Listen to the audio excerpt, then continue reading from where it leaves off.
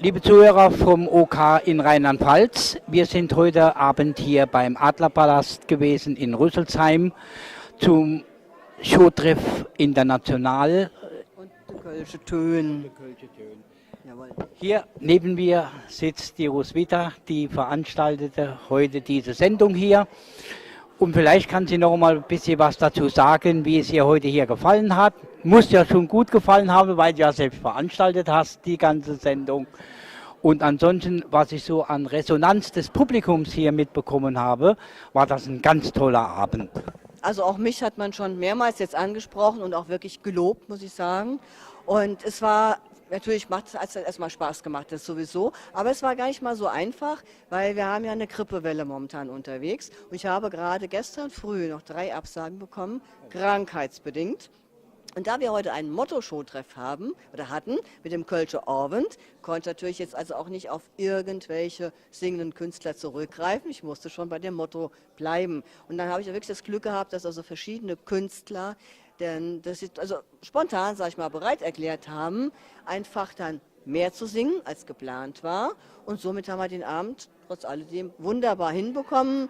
Der Fred van Halen, der kam ein bisschen später, standen heute Abend viele im Stau, wir hatten viele Unfälle, aber auch das hat dann geklappt, ein bisschen zeitverzögert. Und ansonsten muss ich sagen, Publikum hat super gut mitgemacht, was jetzt auch jetzt für diesen Kölschen Abend nicht unbedingt so selbstverständlich ist, weil wir haben ja das Problem, wir sind in Hessen und die Hessen, die tun sich manchmal doch ein bisschen schwer, muss man einfach zugeben. Ich bin zwar auch ein Hesse, aber ist halt einfach so. Und die Kölschen, die haben dann schon mal so ein bisschen ihre Arbeit, dass die auch wirklich mitmachen. Aber ich fand, Publikum war super, die haben geschunkelt, die haben gestanden, die haben also mitgemacht, mitgetanzt, mitgelacht. Also ich war sehr zufrieden auch mit dem Publikum. Also es hat wirklich Laune gemacht und wir haben gerade eben darüber gesprochen, wir werden das also jetzt einmal im Jahr machen. Damit wäre praktisch schon meine zweite Frage beantwortet, weil ich hätte dann als zweites jetzt gefragt, ist nochmal eine Fortsetzung so geplant von dieser Veranstaltung?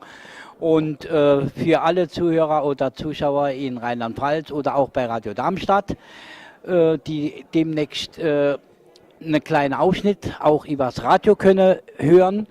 Aber ganz wichtig ist, dass wir versuchen, mit dem Karnevalstart am 11.11. die Sendung über OK auszustrahlen. Das wäre natürlich perfekt, muss ich ganz ehrlich sagen.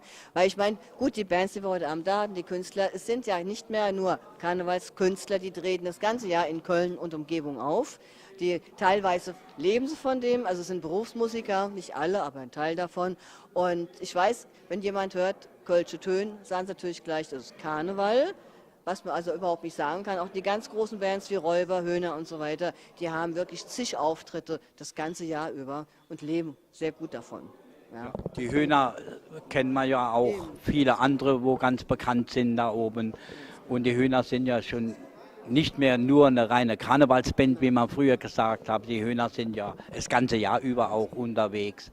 Und noch einige von denen größer aus dem Kölner Raum. Ne? Noch eine Frage zu der ganzen Sache. Wie viel Vorbereitung hat in der ganzen Geschichte drin gesteckt?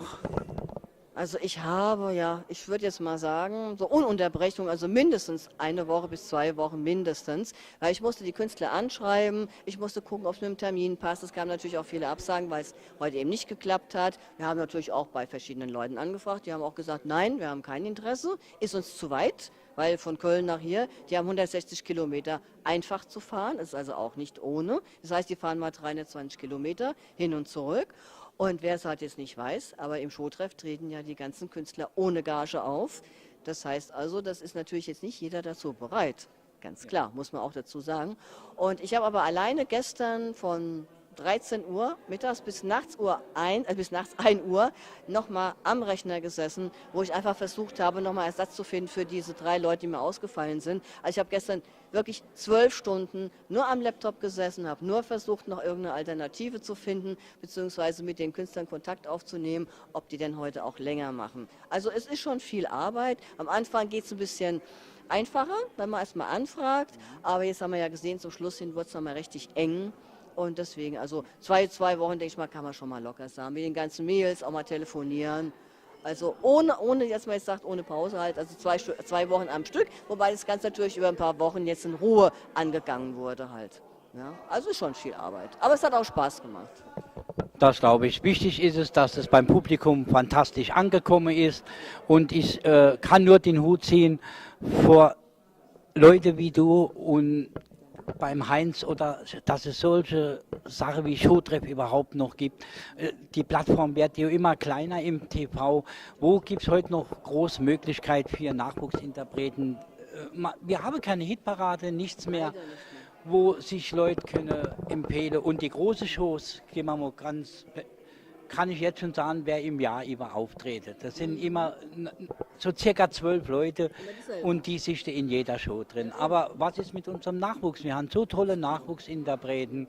Deshalb sind wir froh, dass wir Sender wie OK haben, die auch dem Nachwuchs eine Chance geben.